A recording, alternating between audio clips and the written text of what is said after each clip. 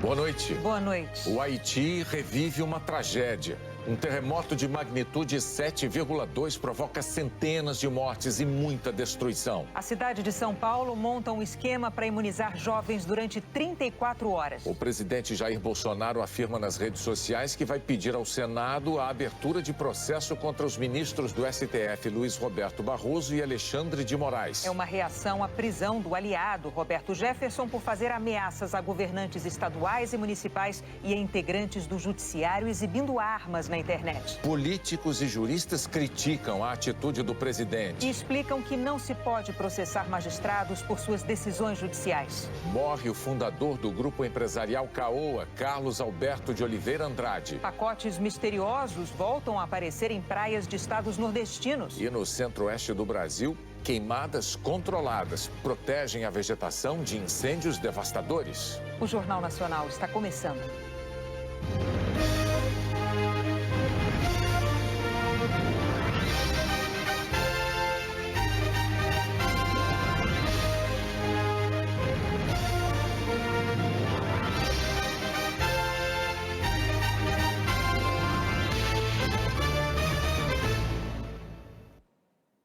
O Haiti sofreu hoje as consequências de um terremoto de grande magnitude.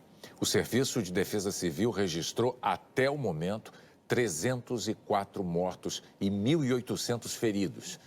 Até hoje, o Haiti não conseguiu se recuperar totalmente do tremor de terra devastador de 11 anos atrás.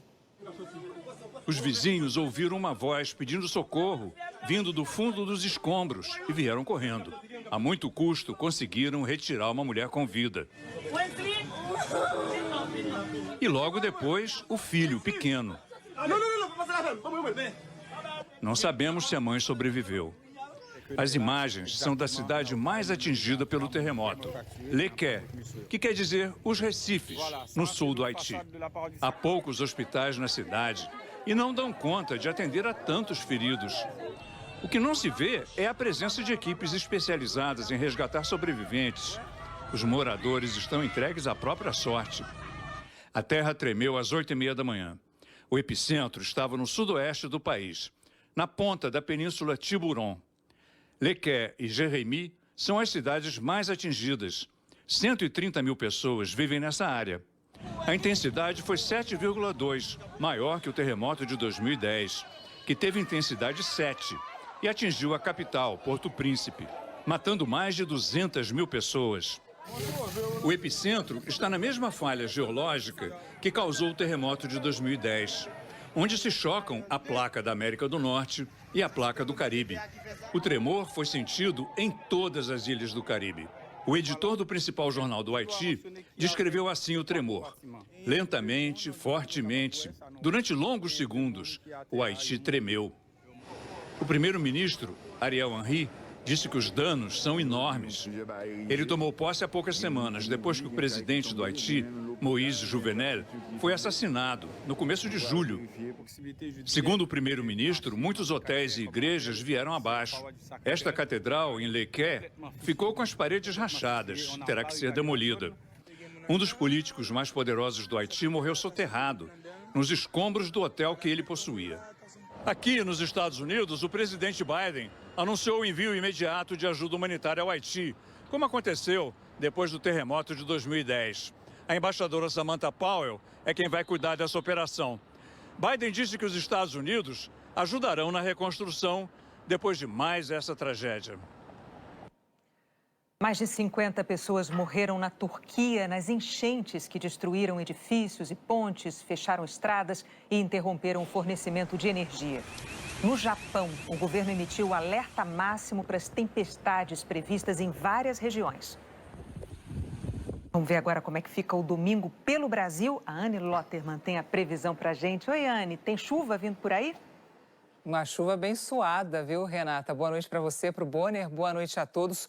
Curitiba registrou na quinta e na sexta 62 milímetros de chuva. Esse é o maior volume desde junho. A chuva desses últimos dias foi motivo de festa na Grande Curitiba, que vive desde 2019 a pior estiagem da história. Até segunda ainda pode chover na região. Na terça o tempo firma e aí esquenta.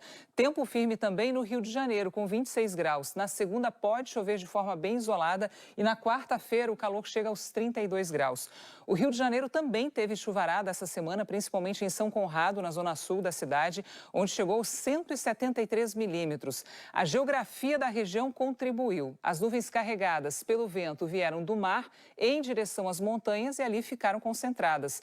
Essa chuva, se fosse bem distribuída, atenderia à média de chuva do mês de todas essas capitais, 8 capitais: Belo Horizonte, Palmas, Teresina, Brasília, Cuiabá, Campo Grande, Goiânia e São Paulo.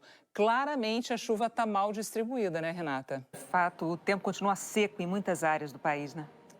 Pois é, essa chuva não se espalha, né? Enquanto isso, o cenário que a gente tem é esse daqui, olha, em todo o centro-oeste e grande parte do interior do nordeste e sudeste, a secura do ar ela vai ser facilmente percebida nesse domingo. E em muitas cidades, a amplitude térmica, que é a diferença entre a temperatura mínima e a máxima, será altíssima. Em Goiânia, por exemplo, 20 graus de diferença. Cuiabá, 18. Em Palmas, 17 graus. Já em Florianópolis, a temperatura sobe apenas 3 graus do começo da manhã até o meio da tarde, porque o céu vai estar bem nublado e pode chover. Chove em toda Santa Catarina até o extremo sul de São Paulo, faixa leste do Nordeste e em toda essa área do norte do país. Os maiores volumes neste domingo estão no norte, em Belém e Macapá. No Nordeste, em Aracaju, onde a máxima chega aos 28 graus. Tempo firme em Vitória, onde a máxima chega aos 26 graus, Brasília 27, Fortaleza 33 graus, chuvinha bem fraquinha em Salvador e João Pessoa. E para os paulistanos que estão com saudade do calor, dá uma olhada nessas temperaturas. Amanhã e segunda, 25 graus. Na quarta e na quinta, chega aos 30. Um bom domingo a todos. Para você também, Anne. Pacotes misteriosos voltaram a aparecer em praias da região Nordeste. As ondas trazem e deixam na areia. Está aparecendo sempre. Esse já é o segundo que eu vejo. Parece uma caixa, mas é um fardo de borracha crua, pesando em média 80 quilos. Elas têm aparecido em todo o litoral do Nordeste com mais frequência nas últimas semanas. Isso tem preocupado os pesquisadores do Projeto Tamar, porque essa pode ser mais uma ameaça às tartarugas marinhas. Elas podem sim representar uma ameaça potencial, já que as tartarugas podem ter interesse em interagir, comendo o plástico que fica ali meio solto e não conseguindo digerir completamente, podem então morrer asfixiadas. Em Alagoas já apareceram 30 fardos, na Bahia 100. Universidades federais dos 2 estados estão investigando, mas foi em Sergipe que os fardos apareceram em maior número, 212 até agora. Tem ronda todo dia. Eles trazem consigo molúsculos, né, crustáceos, que podem cortar as pessoas se assim elas tentarem manipular. Então, por isso a gente pede que as pessoas não façam. Há 2 anos, fardos muito parecidos como esses apareceram por aqui. E há registro ainda mais antigo, como desta foto de 1944. Pescadores do Ceará carregam o material que estava em um navio alemão afundado no Nordeste durante a Segunda Guerra Mundial. Foi o que constatou o pesquisador Luiz Ernesto Arruda, da Universidade Federal do Ceará. Esse navio está afundado em águas muito profundas, a quase 6 mil metros. Inclusive, até o final de 2019, ele era o naufrágio mais profundo já visitado, obviamente por um submarino, um robô, e estava no Guinness Book. O governo de Sergipe informou que o material recolhido vai ser usado pela indústria como combustível. Ainda não se sabe ao certo a origem das novas aparições. Para os pesquisadores, o mais provável é que esta leva de fardos seja a mesma do navio afundado. Com o desgaste da embarcação, ventos e correntes marítimas mais fortes, eles vieram de novo parar nessas bandas. Então, acaba trazendo o que está no mar para a praia, e às vezes ele fica indo de uma praia para outra, né? A maré sobe, leva ele para alto mar, aí devolve, e ele fica viajando de uma praia para outra mesmo. É a natureza dando seu jeito de jogar fora o que não lhe serve. A seguir, juristas e políticos criticam a intenção do presidente Jair Bolsonaro de pedir que o Senado abra processos contra 2 ministros do Supremo. São Paulo organiza um evento para vacinar jovens durante 34 horas.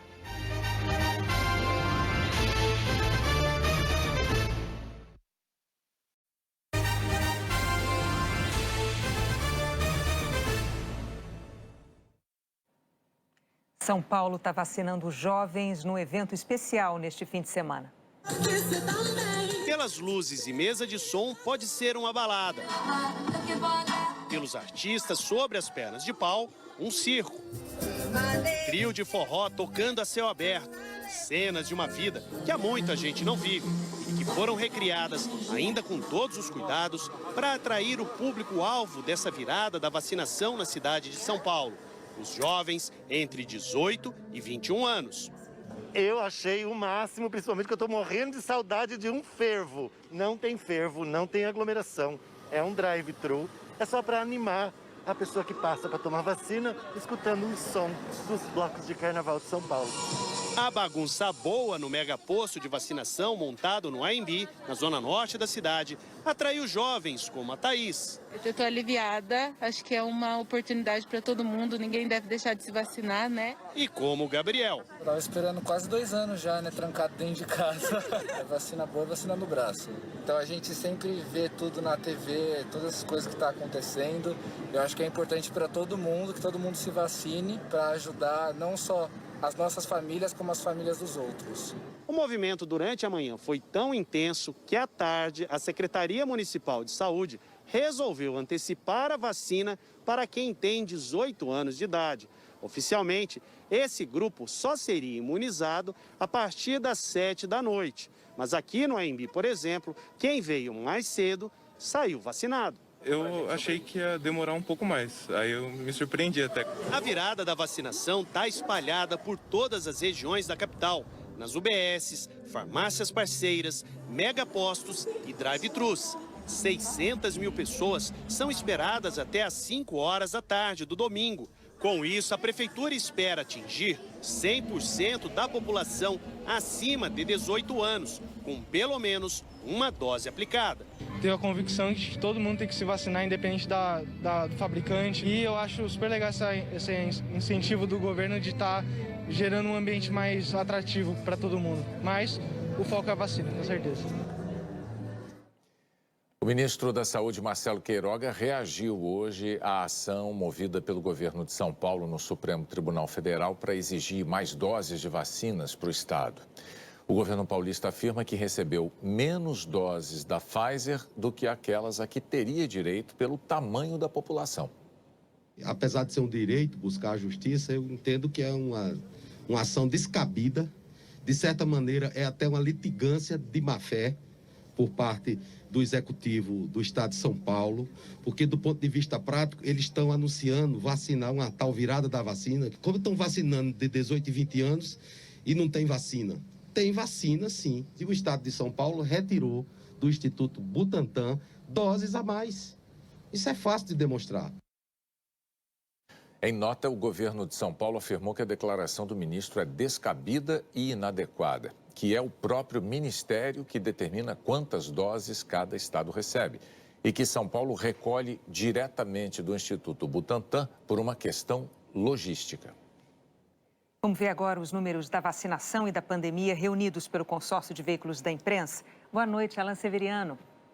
Boa noite, Renata Bonner, boa noite a todos. E a gente começa justamente pelos números da vacinação. Nas últimas 24 horas, 980.613 pessoas receberam a primeira dose e 504.713 tomaram a segunda dose ou a dose única. Total do dia, 1.485.326. Até agora, mais de 114 milhões de brasileiros receberam a primeira dose. Passamos aí de 54% da população com a primeira dose. De cada 100 brasileiros, 54 receberam a vacina. Mais de 49 milhões e meio de pessoas tomaram a segunda dose ou a dose única, ou 23,39%. A gente reforça que a proteção máxima da vacina só vem 2 semanas depois da segunda dose ou da dose única. No mapa, o verde mais escuro mostra os estados mais adiantados na vacinação completa. Os 5 primeiros são os mesmos dos últimos dias. Agora os números da pandemia. De ontem para hoje, o Brasil registrou 919 mortes por Covid. No total, 568.833 pessoas perderam a vida para a doença. Em 24 horas, foram 29.981 novos casos, totalizando 20.347.683. A média de casos está em queda, com 28.362 novos casos por dia, redução de 20% em 2 semanas. E a média de mortes caiu 13%. Depois de 12 dias de queda, esse é o 3º dia em estabilidade. A média de mortes ficou em 860 por dia, a menor desde 7 de janeiro, há mais de 7 meses. O Distrito Federal e 2 estados aparecem com alta na média de mortes. O crescimento foi maior em Goiás e no Espírito Santo. 9 estados aparecem em estabilidade e em queda 15 estados. Maiores reduções em Sergipe e no Rio Grande do Sul. Outras informações em g1.com.br/coronavírus. Renata Bonner. Obrigado, Alain. O apresentador Silvio Santos recebeu alta do Hospital Albert Einstein, onde estava internado em São Paulo para se tratar de Covid. A família dele afirmou que se tratava de um cuidado preventivo em razão dos 90 anos de idade. O Silvio Santos vai dar prosseguimento ao tratamento em casa.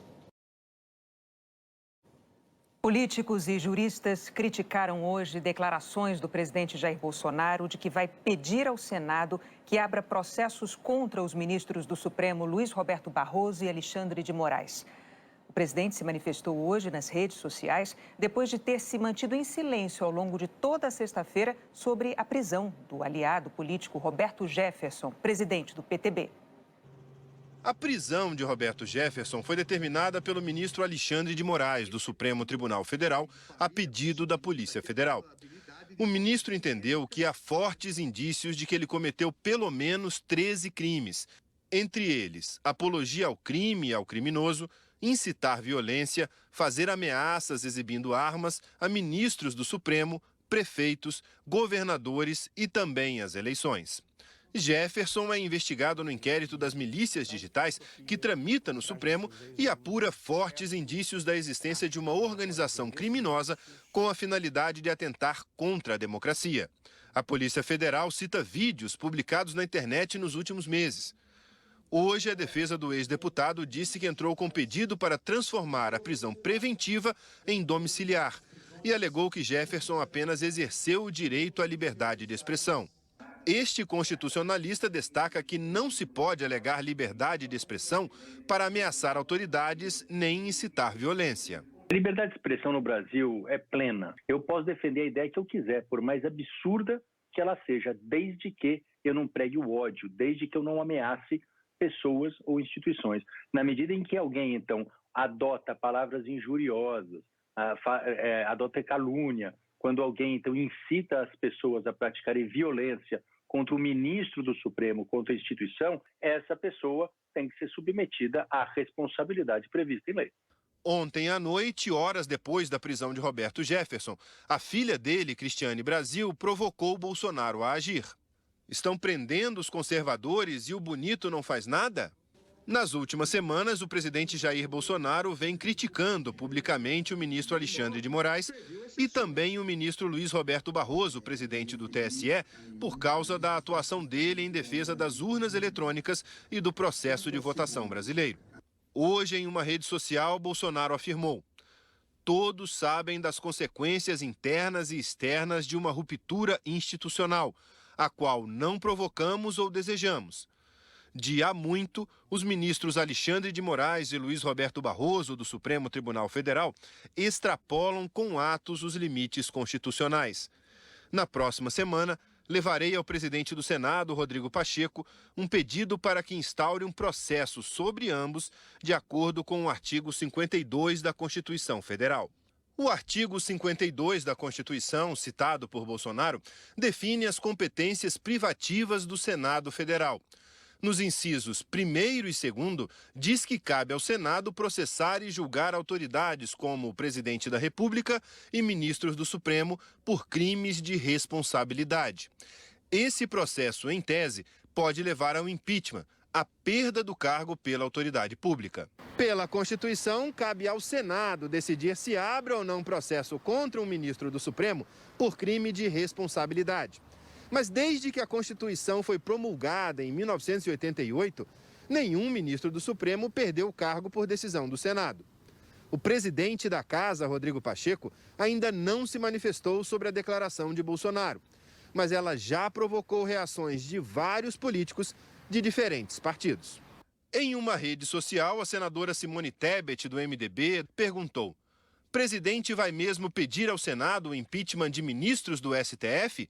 Quem pede para bater no Chico, que mora no inciso 2º, artigo 52 da Constituição Federal, se esquece de que o Francisco habita o inciso 1º do mesmo endereço. A senadora se referiu ao fato de que Bolsonaro citou o artigo da Constituição que também trata de processo contra presidente da República por crime de responsabilidade.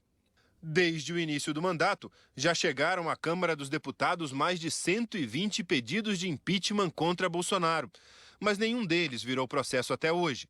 Cabe ao presidente da Câmara avaliar se os pedidos serão ou não analisados. O senador Alessandro Vieira, do Cidadania, disse que ministros do STF podem e devem ser investigados por fatos concretos.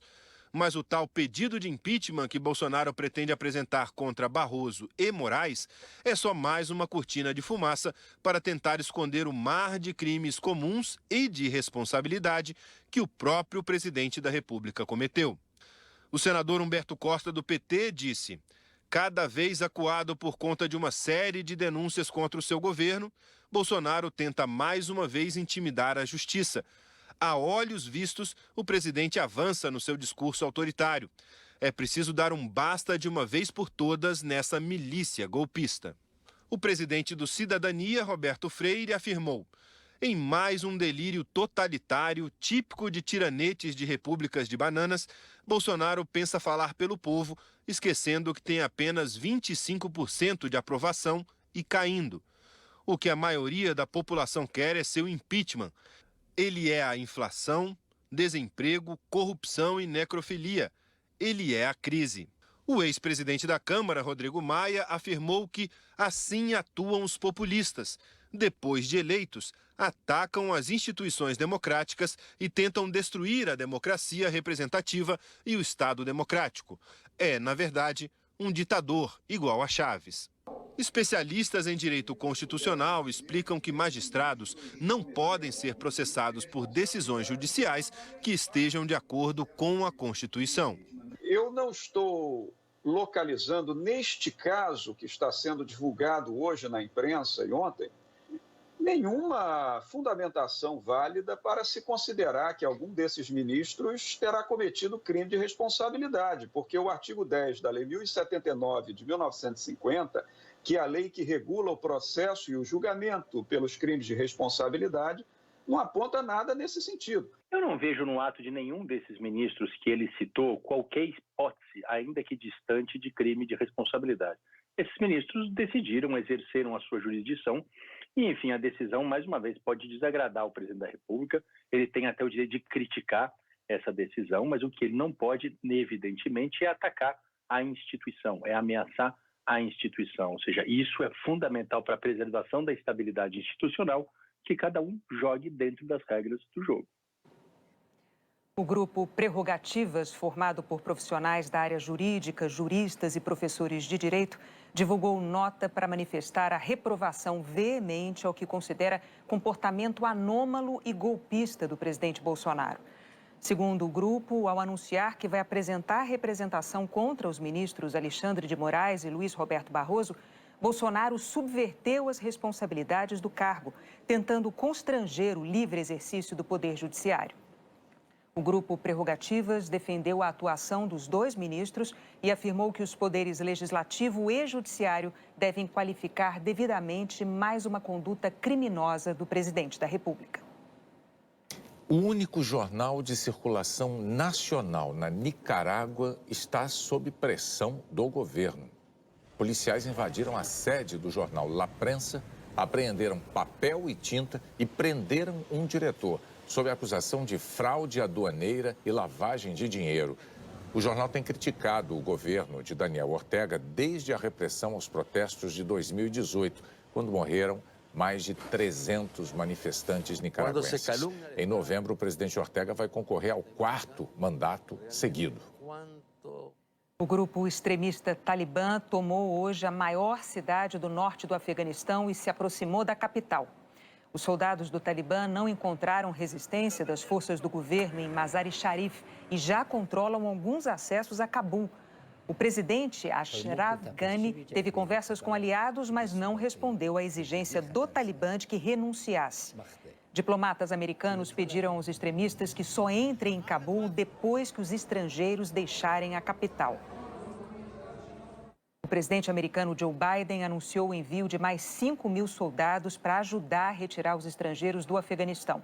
A retirada total das tropas americanas do país está prevista para 31 de agosto. A seguir, o que esperar do time brasileiro nas Paralimpíadas? E os gols do sábado pelo Brasileirão.